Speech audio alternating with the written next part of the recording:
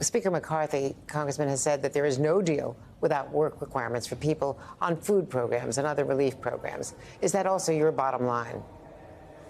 It's that in conjunction with everything else that the House passed. That's my bottom line. I mean, look, Andrea, here's the key situation. Everybody's known that the debt ceiling was going to expire sometime in June or July. It's not been a secret. And so while House Republicans have painstakingly gone through the process of examining our spending, examining other solutions, we crafted a policy in the House of Representatives. During that time period, not quite sure what the president or Chuck Schumer were doing, and it's really unfortunate that we're at this position right now. If it turns out that the Speaker can only avoid a default with an agreement that can get some Democratic votes to pass, could that cost him his speakership, according to the Freedom Caucus?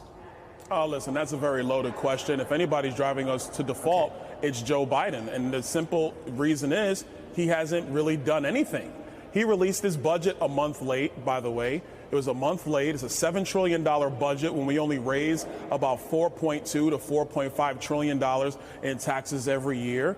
And he's not done anything else. So if you're the leader of the free world, if you're the chief executive of our country, shouldn't you have come together with a proposal at some point? He's not done that. So it's not an issue of Kevin McCarthy and what he hasn't done. It's really an issue of Joe Biden and what he has not done.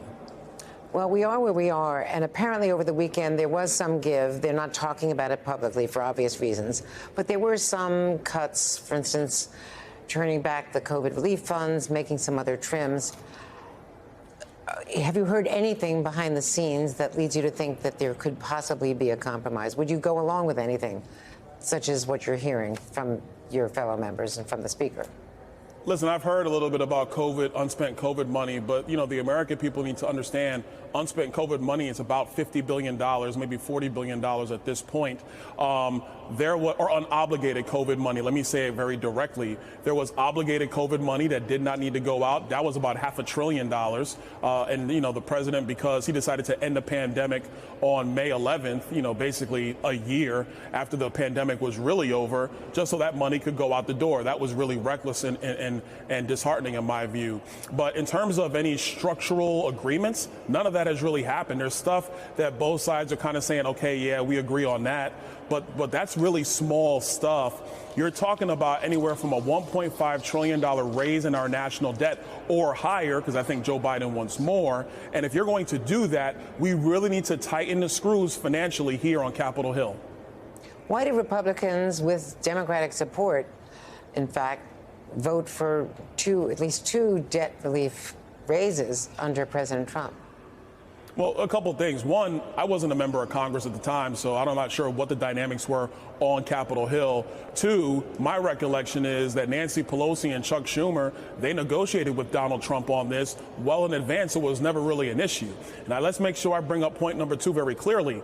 Donald Trump and Nancy Pelosi negotiated over this long in advance, so there wasn't this brinksmanship that we're seeing. What's happened here, and it's really sad, Andrea, and frankly, it's indicative of the lack of leadership from the president, is that issues are ignored until they hit a crisis point. Joe Biden has known about this. He could have negotiated it, and I will also add, Joe Biden could have raised the debt ceiling when Nancy Pelosi was Speaker of the House. That was 6 months ago. Sir, there were no spending cuts in those agreements. The Republicans went along with it without any strings tied to it. Well, you also got to remember our national debt wasn't also $31.5 trillion at the time.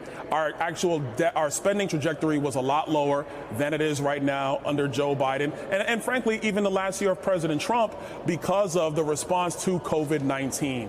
We spent a lot of money out here in Capitol Hill. A lot of money went out to a lot of states and localities. And now that the pandemic over, it's time to get back to pre-COVID spending levels. That's simple, common sense stuff that House Republicans are bringing to this conversation about our national debt. I could say, what about getting back to pre-Trump tax cut spending levels? It was not just COVID. It was the giant tax cut under President Trump that Republicans pushed through. So, you know, there's a lot of debt that was accumulated, but the debt that we're talking about is not the debt from last year. It's the debt that goes back to the founding of our country. That's how many years of debt has been accumulated in the ceiling that has to be raised. It's not Well, last year's spending or the years before spending. Or this Andrea, year's spending. a couple of things on that point. Number one, the Trump tax cuts actually helped us raise more revenue than we ever have in the history of our country. CBO scored the Trump tax cuts as a decrease in federal revenue.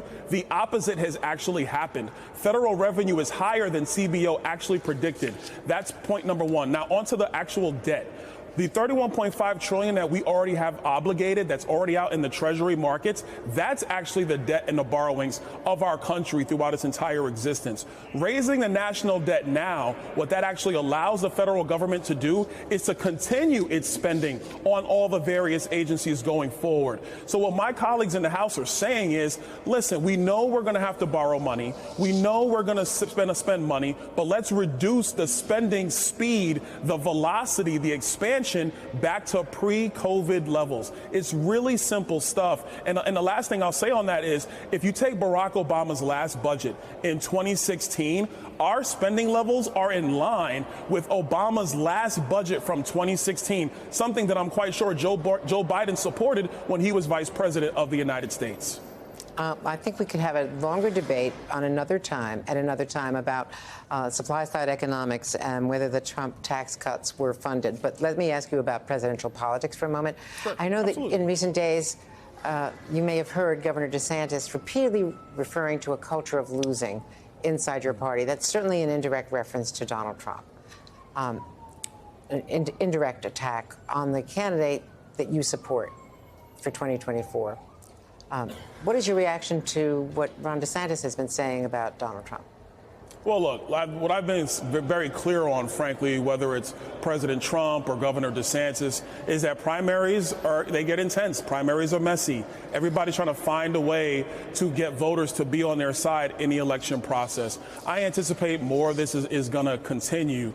But I think one of the things that's important to talk about, if we're going to talk about his comment about a culture of losing, let's be very clear. It's now been heavily documented. Mr. Brennan, former director of the CIA under President Obama, he just testified that the Hunter Biden laptop letter was pure politics. It had no basis in intelligence. And so Anthony Blinken, who's now Secretary of State, he's the one that organized that letter for pure politics so that Joe Biden had a talking point to deal with when he was debating President Trump. I think something like that coming out of our intelligence community, demonstrates that we have people who are embedded in various parts of our government who have interfered with elections, not just 2020, but ones in the past. If you're going to talk about the Republican presidential primary process, it's going to take care of itself. Elections are tough. They always bring sharp elbows, but we're going to get through that. Okay. Congressman Byron Donalds, we really appreciate your coming on. It's a good conversation. Let's continue it another time. Thank you very much, sir.